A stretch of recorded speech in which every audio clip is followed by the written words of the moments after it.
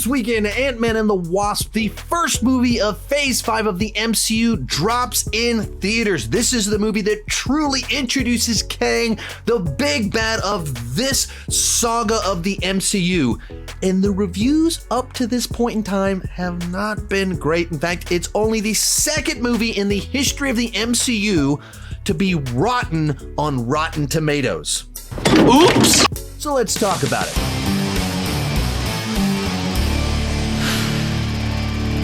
Hi, my name is Shawn, and I love to talk about movies and TV way too much. With that in mind, go ahead and join me down below in the comment section. Let me know what you think about the fact that Ant-Man and the Wasp Quantumania is only the second movie in the history of the MCU to be rotten on Rotten Tomatoes. What does that mean? How does that change your anticipation for the film as well as for Phase 5? Also, if you enjoy this type of content, more editorial, I have a second channel called Shawn Chandler Plus where I share a bunch of videos just like this one that come from my live streams that I do in various different places, covering a bunch of different topics, more freeform, less kind of fancy editing, less scripted, just kind of off the cuff, answering questions, taking on different subjects. If you like this kind of thing, check it out. The link is somewhere all around here. And let's dive into this, where Ant-Man and the Wasp only has a 53% on Rotten Tomatoes.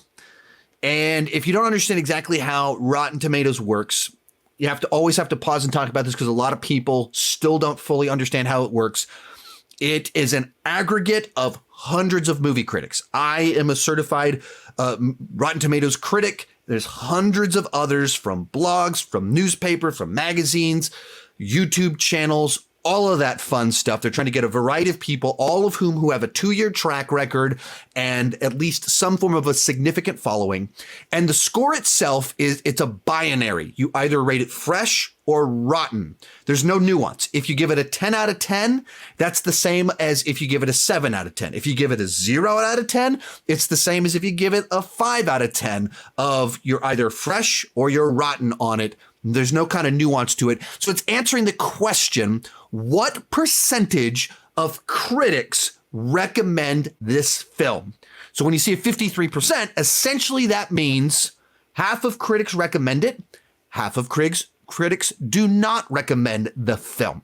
That's what it means. Half and half. And in only the second time in the history of the MCU, a rotten MCU film is rotten, and rotten is defined as less than 60%. 60% and up is a fresh film, and below 60% is rotten. There's also certified fresh, which I believe is 75 or higher with over like 80 reviews counted. So it has to have a bunch of reviews and over 75%. That's certified fresh, not just fresh, certified fresh. And in the case of this movie, that doesn't matter because it is clearly going to end up being a rotten film. So what exactly is kind of going on here? I have seen the film. I have not submitted my score, and I am a positive like this. Not like this. I'm a positive like this, but with the way Rotten Tomatoes counts, positive like this is the same as a positive like this. So I will be kind of helping it score out just a little bit on there, but the problem with this movie is that it has some very obvious flaws. So when you dive into the specifics, which I'll do in just a little bit, but even the people that like it, they're not 10 out of 10. It's awesome. They're like, yeah, I loved Kang. I loved the world building. It's a mess. The tone is all over the place. And the people that didn't like it most of them don't think it's the worst thing ever. A few of them do. Most don't think it's the worst. They're like, yeah, it doesn't really work for me, but Kang is great. Kind of saying the same thing. There's people that are like me, that are like this. There's people that are negative. They're like this. Everyone, it's like, it's a very mid film. So let's dive into this and look at more specifically at what a few people are saying about it. Kind of scroll down. And as you just kind of look at a lot of these scores on here, you can see some of the positives. 2.5 out of 4. That's a fresh. You can see some other ones. 6 out of 10 fresh. Like that is even lower than I'm going with. It's literally like this. It is barely positive.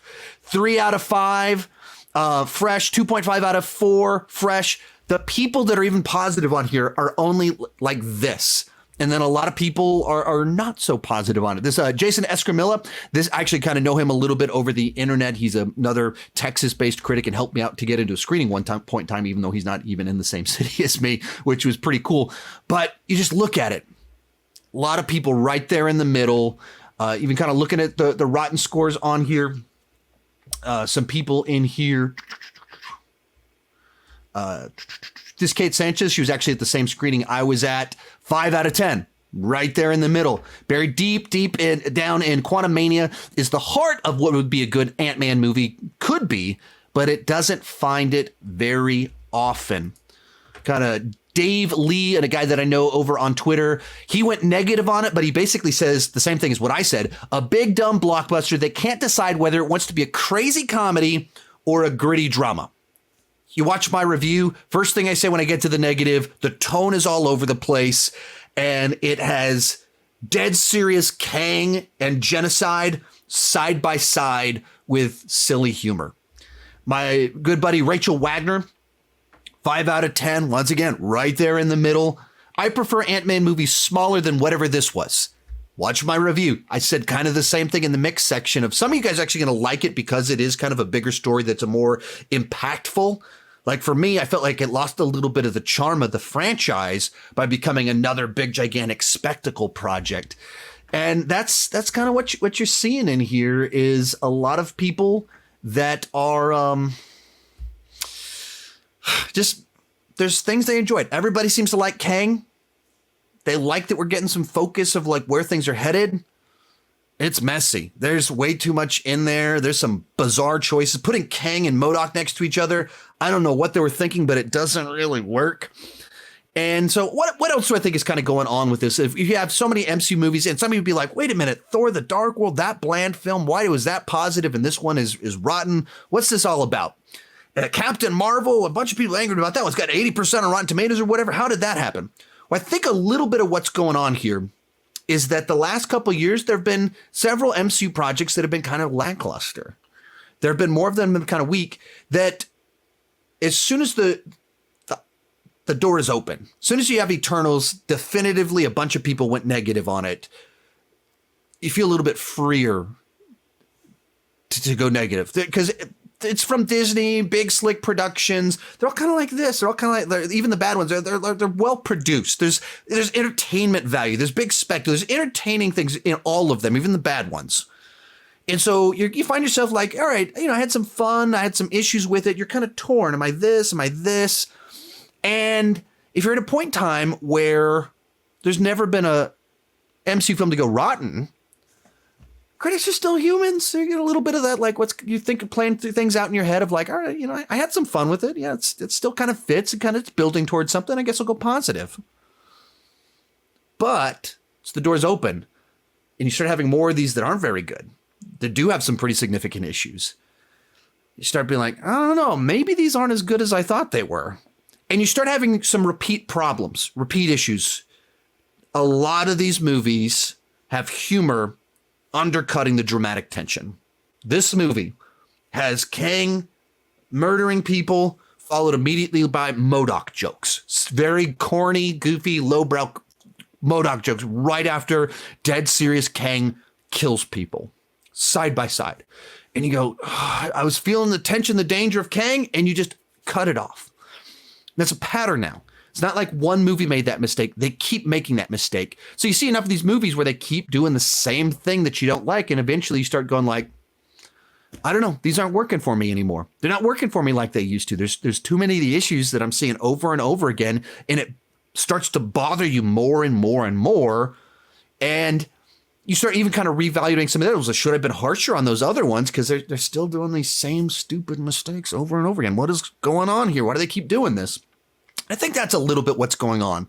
And like I said, critics are just people. And you're trying to like quantify an experience. You've seen it maybe one time, maybe two times. And you have to give a score to it and a recommendation without any time to process it. It's just that gut reaction to it. And when you're in the exciting phase of phase 3 of the MCU, where you're building up to Infinity War and Endgame, you're riding that wave of momentum. It's super exciting to see another one of these movies. Some of that excitement's not quite there anymore. feels like there's more problems than there used to be. I think that's a lot of what's kind of going on here. There's just some fatigue setting in, some mistakes being repeated, and you got a movie that has issues. It has problems. It's not fantastic. Kang is great. There's some great things in here. There's a lot of problems too. And that leads to some issues. Oh, anyway, that's my take on it. Let me know what you thought down below. Check out my review of Ant-Man and the Wasp Quantumania right over there. Check out my other channel somewhere around here too with more of these kind of editorial type videos. Thank you guys so much for watching. Keep talking movies and TV too much. Bye-bye.